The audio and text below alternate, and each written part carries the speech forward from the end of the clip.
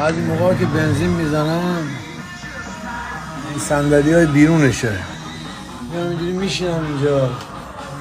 این آهنگایی که خلاصه من باش بزرگ شدم دیگه، آقای جکس ویلیام و این آهنگای دیوانه بار حال میکنم آجی. هیچ وقت فکر نمیکردم، من هر روزی که اومدم آمریکا نشه بودم، هیچ وقت فکر نمیکردم حالت عادی انقدر بهم خوش بگذره.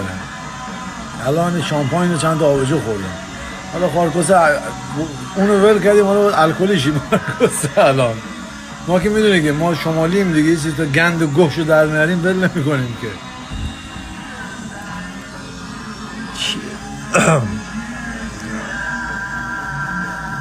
پختیم خالشو گاهیدم، برم گرمه. او پام سوخ مادرتو گاهیدم.